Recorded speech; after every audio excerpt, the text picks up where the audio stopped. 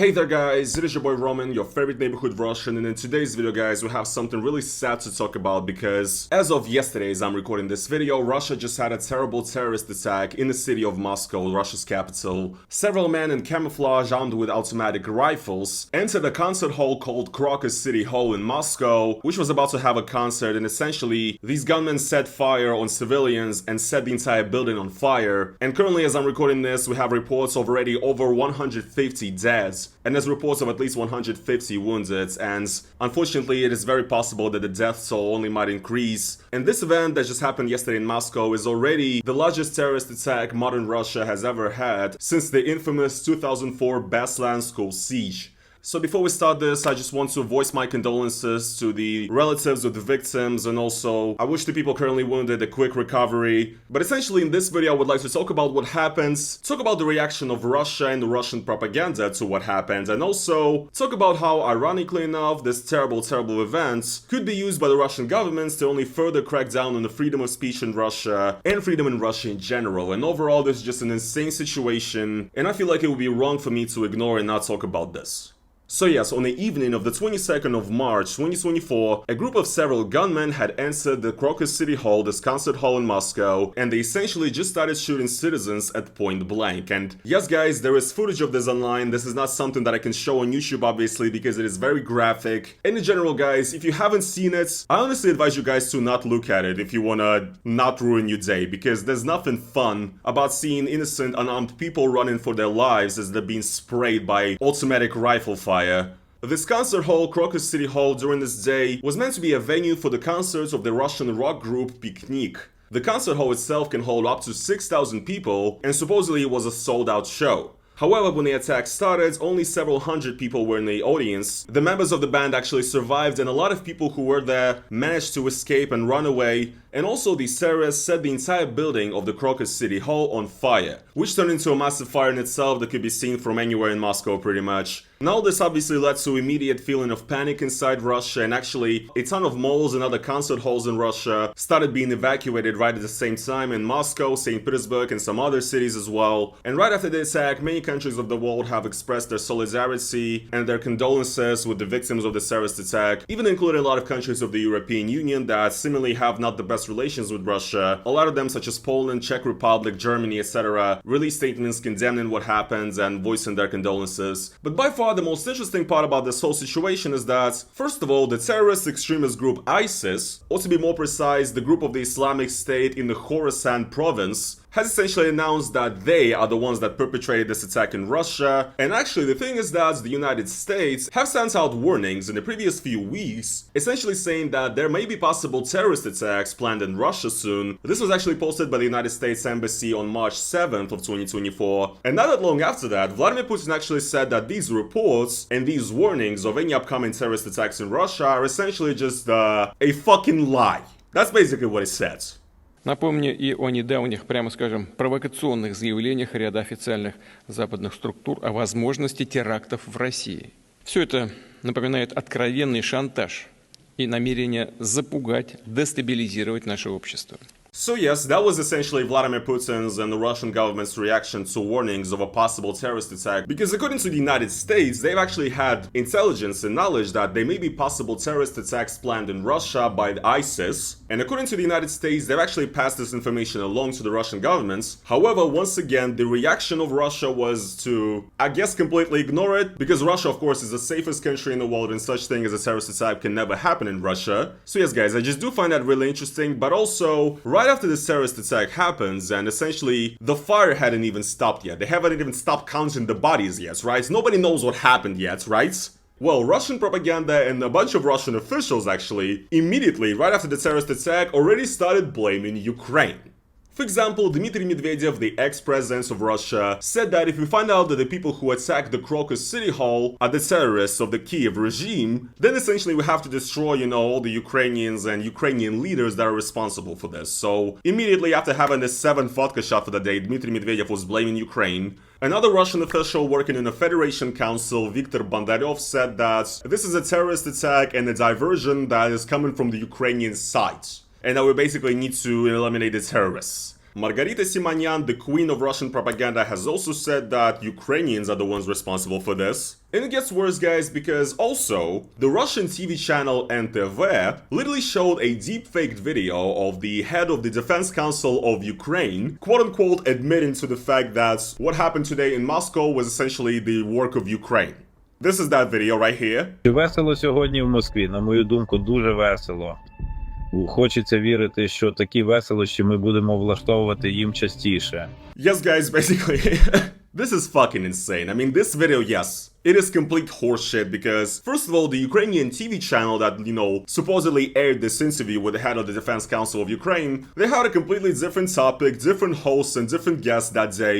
And no, the head of the Defense Council of Ukraine did not admit to Ukraine doing this terrorist attack. That's totally fine. I mean, Jesus Christ, guys, this is fucking ridiculous. We're basically living in a cyberpunk dystopia at this point. To give them credit where credit's due though, right? Russian propaganda, in particular the channel Zvezda, actually made a post saying, it is possible that the video with the head of the Defense Council of Ukraine might be fake. Might be fake, you guys. But the thing is, guys, that bullshit on TV, millions of people have seen it. This half-assed rebuttal right here, like 3 people will see it. So it doesn't matter at the end of the day, you already lied. But also, as I'm recording this video, finally, Vladimir Putin has addressed the nation of Russia after this terrible events. And basically, to put it short, Vladimir Putin has announced that the 24th of March will be a day of national mourning, that the 4 shooters have been identified and found. Now, this is also an interesting story right here, by the way, because the terrorists, the perpetrators, arrived to the concert hall, shot up everybody, set it on fire, and then managed to successfully escape, get in their car, and drive about 400 kilometers where they finally were caught by the Russian authorities in the Bryansk region. So yes, guys, let me repeat that once again to you. In the city of Moscow that has been basically turned into a complete cyber gulag, where every street corner has a ton of cameras with facial recognition, we have by far the biggest amount of police per square perimeter like in any city ever, and overall Russia has over 1 million people as police staff. Moscow is supposed to be the most modern, safest city in the world, and the Russian security services are supposed to be the best at this kind of stuff, but somehow police only arrived at the site of the concert hall an entire hour later after the shooting was started, and in that entire hour, the terrorists had all the time in the world to leave the site of the attack. And what can I say, guys, it's very ironic, right? Yes, guys, the Russian special forces and the Russian police are definitely the best at what they do when it comes to like jailing 15-year-olds for comments online, or when it comes to arresting people who are laying flowers to Alexei Navalny's grave or whatever, right? Yes, these are the things that Russian police excels at. Arresting people at peaceful protests, making sure there's no freedom of speech in Russia and nobody can say anything about the governments. That they're really good about, and that their entire cyber gulag system with all the cameras, that stuff it works well for. However, when it comes to, first of all, apprehending actual terrorists, and second of all, listening to intelligence of other countries that is telling you that there will be a terrorist attack, they're not so good apparently, guys. They're not so good. And yes, guys, of course, continuing the topic of Russian propaganda and Russian officials already blaming Ukraine for this, Vladimir Putin in his official address to the country has also kind of blamed Ukraine for what happens. Все 4 непосредственных исполнителей теракта, все те, кто стрелял, убивал людей, найдены и задержаны. Они пытались скрыться и двигались в сторону Украины, где по предварительным данным для них с украинской стороны было подготовлено окно для перехода государственной границы. So yes, essentially Russia is insinuating that these terrorists were supposedly trying to flee to Ukraine, which is also quite interesting because the people who were actually arrested turned out to be, as far as I understand, originally from Tajikistan, so not Ukrainian, and also the terrorists, while being interrogated, have said that they were essentially contacted on Telegram to perform this act, and that each person was paid 500,000 rubles to carry out this terrorist attack. And one of the terrorists also said that essentially he received the money to his Russian bank cards, so not even crypto or anything, and supposedly these Central Asian immigrants were actually trying to flee to Ukraine with Russian bank cards with rubles on them that you cannot even actually use outside of Russia because of sanctions.